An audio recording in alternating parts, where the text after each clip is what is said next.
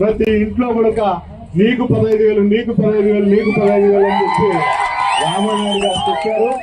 ఆయన కూడా నీతులు చెప్పి ఈ రోజు ముఖం చాటేస్తున్నారు వాళ్ళ కాన్స్టిట్యున్సీలలో. ఈ విధంగా తెలుగుదేశం నాయకులందరూ కూడా ఆ రోజు చంద్రబాబు నాయుడు చెప్పిన హామీ నిలబెట్టుకోవాలి.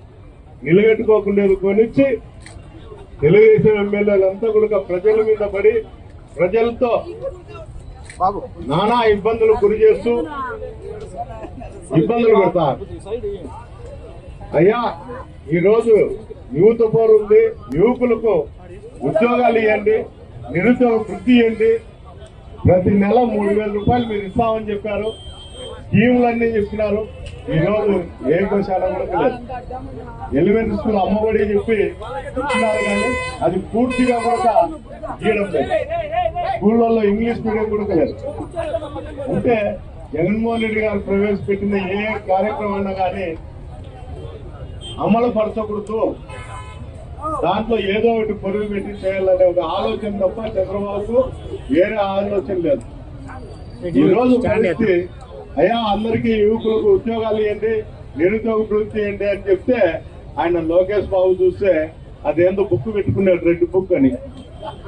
మీరంతా ఈ రెడ్ బుక్లు అంటారు అధికారుల కాడ నుంచి. అందరూ కూడా యువకులంతా మేము మిమ్మల్ని శిక్షించుతాం తప్ప మీకు ఉద్యోగాలు ఇచ్చే పరిస్థితి అయితే మా ప్రభుత్వం ఇయ్యదు. మీరు అందరూ కూడా బంగాకో ఏదో ఒకటి తాగి మద్యం తాగి బజార్లలో పడి ఎవరినోళ్ళు కొట్టండి అని చెప్పి చెప్పడం జరుగుతుంది. అంటే ఈ రాష్ట్రంలో అభివృద్ధి బాటలో నడిపిండే అని చెప్తే బంగాకు స్మగ్లింగ్లు బంగాకు పెట్టింది. నాకు తెలిసి ఈ జిల్లాలో అయితే అందరూ మనం అప్పుడు వింటాన్నాం, ఏదో విశాఖపట్నం విజయవాడ అక్కడ జరుగుతుందని. మన జిల్లా కూడా అది ప్రవేశమైంది. ప్రతి ఒక్కరు కూడా ఈ బంగాకి తాగి దొంగతనాలు, దోపిడీలు, దౌర్జన్యాలు చేసే పరిస్థితి ఏర్పడింది. ఇవన్నీ నేను ఎందుకు చెప్తానంటే ప్రాక్టికల్ గా నేను అనుభవిస్తాను కాబట్టి మిగతాది కూడా ఇక్కడ చూస్తాండ కూడా. నిన్న గుంటకల్ ఎమ్మెల్యే గారు చెప్తారు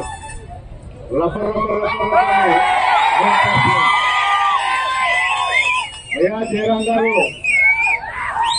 ఈ జిల్లాలో మంచి మంచి నాయకులే పోయినారు. కర్నూలు నుంచి వచ్చి అనంతపురం జిల్లాలోకి వచ్చి ఏదో చంద్రబాబు పుణ్యాన నీకు టికెట్ వచ్చి గెలిచిండొచ్చు కానీ ఇక్కడ నీ రబ్బరప్పలు ఇక్కడ ఒక వైఎస్ఆర్ కార్యకర్త ప్రతి ఒక్కరు కూడా సైనికుడే జగనన్న స్ఫూర్తితోనే మేము పోరాడతాం. అన్ని విధాలా కూడా అందరికీ తోడుగా ఉంటాం. ఎందుకు చెప్తాను అంటే ఈ సందర్భంగా ప్రతి ఒక్క ఎమ్మెల్యే కూడా రెచ్చగొట్టే చోట్లతో పోతారు కాబట్టి ఈ రెచ్చగొట్టే చోట్ని మానుకోవాలి. అయ్యా మా లీడర్ చంద్రబాబు నాయుడు చెప్తున్నారు ఎలక్షన్ల ముందు పోగొట్టి అయ్యా దౌర్జన్యాలు చేసి అందరినీ ఏం లేదు. మన మీద పెడితే 4 కేసులు తప్ప వేరేది ఏం లేదు. కొడితే ఎవడన్నా కొంత యాక్టివ్ ఉండే కార్యకర్తలు 4 గంటలు కొడతారు. మనం స్టేషన్ పోయి కేసు పెడితే మళ్ళా తిరిగి కౌంటర్ కేసు పెడతారు. దీని వల్ల తెగేది ఏం లేదు. కానీ